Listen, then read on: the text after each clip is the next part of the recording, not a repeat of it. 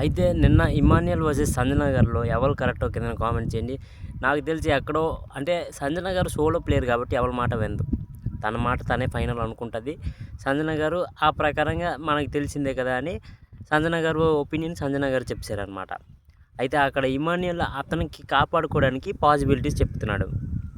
అంటే నీ ఓటు ఇది అంటే నీ ఓటు మాకు చాలా అవసరం అని ఇమాన్యుయల్ చెప్పాడనమాట సంజన గారికి. అంటే నువ్వు డిమాండ్ ఎందుకు తీస్తావు, నీకంటే ముందున్న వాళ్ళని తీయి అంటే ముందు ఎవరు ఉన్నారు, భరణి గారే ఉన్నారు.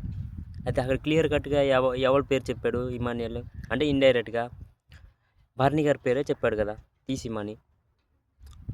అది ఇమాన్యుయల్ స్ట్రాటజీ ఏంటంటే అతను కాపాడుకోవాలి అంతే. ఆ స్ట్రాటజీ వేరు. ఇమాన్యుయల్ అంటే ఎంత కన్నింగ్కైనా వెళ్తాడు అనమాట స్ట్రాటజీలో. అంటే కనబడదు కానీ ఆ స్ట్రాటజీ మనకి కన్నింగ్ కనబడదు, కానీ నాకైతే ఎందుకో ఆ కన్నింగ్ స్ట్రాటజీ కనబడుతుంది, మిగతా వాళ్ళకి కనబడదు.